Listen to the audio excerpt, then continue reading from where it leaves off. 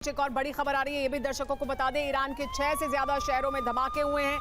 1 घंटे से हो रहे हैं धमाके, तो 1-2 नहीं 6 शहरों में धमाके हुए हैं। इमारतों में धमाके हो रहे हैं, यानी ये रेजिडेंशियल इमारतें हैं जहां लोग रहते हैं, पॉश इलाके हैं जहां ये धमाके हुए हैं। 6 शहरों में लगभग धमाके हुए हैं और इमारतों में जो रेजिडेंशियल बिल्डिंग्स हैं, जो रहने की इमारतें हैं, घर हैं लोगों के, वहाँ पर ये धमाके हो रहे हैं। पूरा पूरा फ्लोर उसकी वजह से ख़त्म हो गया, इस तरह की जानकारी। और 1 घंटे से धमाके हो रहे हैं निशांत। और इसी वजह से बड़ा सवाल कि क्या ये कुछ खास टारगेट्स के लिए किया गया हमला हो सकता है? क्या ये उसी तरह का एक रिपीट हमला हो सकता है जिसमें मोसाद के एजेंट्स द्वारा इस तरह के हमले किए गए थे ईरान में पहले भी? क्या ये उस तरफ, हालांकि अभी जानकारी नहीं है, लेकिन क्या ये एक और बड़ी खबर आ रही है? आईआरजीसी नौसेना कमांडर की हत्या की खबर आ रही है। देखिए निशांत, जिसकी हम बात कर रहे थे, आईआरजीसी नौसेना कमांडर के हत्या की बात सामने आ रही है। ये कहा जा रहा है कि उनकी हत्या की गई है। क्या ये फिर उसी तरह के हमले किए गए हैं? आईआरजीसी नौसेना कमांडर की हत्या की खबर सामने आ रही है। ये बड़ी खबर है इस वक्त की। आपको बता दें कि ईरान के 1-2 नहीं 6 शहरों में, अलग अलग जगह पर, अलग अलग इमारतों में, शहरों में ये हमले हुए हैं, धमाके हुए हैं। और किस तरह का नुकसान हुआ है देखिए, वो आप इन तस्वीरों में देख सकते हैं। ये कोई आम धमाका नहीं था, बड़े धमाके किए गए हैं। और इसमें अब इस वक्त जो बड़ी खबर आ रही है वो ये कि आईआरजीसी नौसेना कमांडर की हत्या की खबर भी सामने आ रही है। ईरान के परांद और तब्रीज शहर में भी धमाके हुए हैं। हमारे साथ निशांत लगातार बने हुए। निशांत, ये बड़ी खबर है, आईआरजीसी नौसेना कमांडर की हत्या की खबर भी सामने आ रही है। Sumera, let's connect the dots. हमारे दर्शकों को ये बताना जरूरी है, आईआरजीसी नौसेना कमांडर क्यों? क्योंकि स्ट्रेट ऑफ होर्मुज को ब्लॉक कर दिया गया है। स्ट्रेट ऑफ होर्मुज को ब्लॉक कर दिया गया है, नंबर 1। नंबर 2, परसों स्ट्रेट ऑफ होर्मुज में वार्डन होने वाली है। स्ट्रेट ऑफ होर्मुज से ही चुनौती दी जा रही है। ये पूरा का पूरा सिग्नेचर मोसाद का है। जो भी दर्शक TV9 के हैं, जो हमें लगातार देख रहे हैं, हमने उनको बताया कि किस तरीके से मोसाद अंदर जाके अटैक करता है, एक एक ऑपरेटिव्स को उड़ा देता है।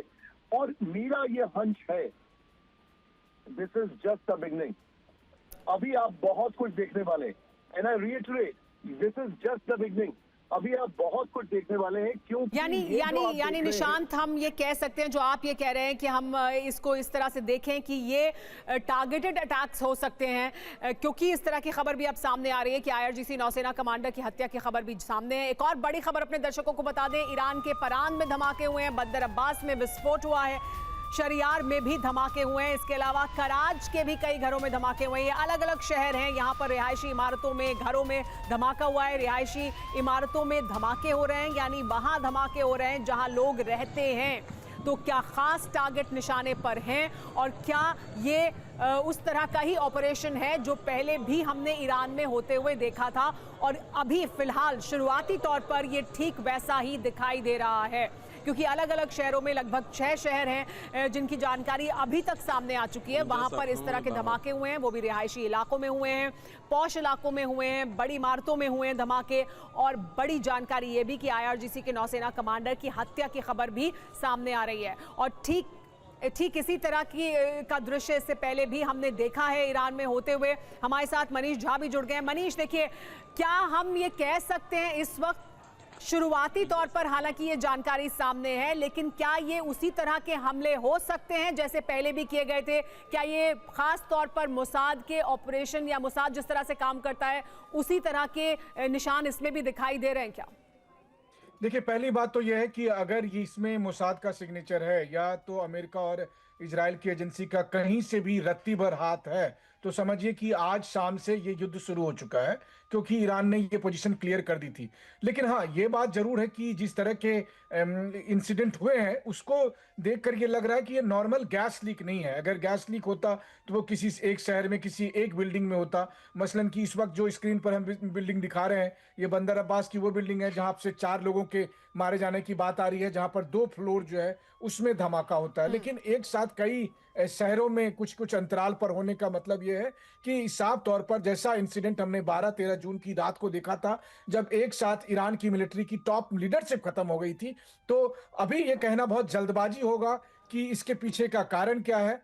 यह भी कहना बहुत मुश्किल होगा कि क्या युद्ध शुरू हो गया है, लेकिन अगर युद्ध शुरू नहीं भी हुआ है और अगर इजरायली एजेंसी या उनके सपोर्टेड लोगों की तरफ से इस तरह के इंसिडेंट हुए हैं और अगर उसमें एक भी मैं आपको ये बात दावे के साथ कह सकता हूं कि एक भी अगर मिलिट्री कमांडर इसमें एसेसिनेट होते हैं तो फिर इसका मतलब यह है कि ईरान अपनी तरफ से जंग का ऐलान कर देगा। अब सबसे बड़ी बात है कि अचानक ऐसा क्या हो गया कि तेहरान से लेकर बंदर अब्बास तक 6 से 7 शहरों में इस तरह के इंसिडेंट पिछले कुछ समय से हुए हैं। अगर मान लीजिए किसी एक शहर में होता तो उसको आप रूल आउट कर सकते थे कि कोई एक्सीडेंट हुआ है या फिर किसी तरह का पर्टिकुलर वहां पर कोई हादसा हुआ होगा।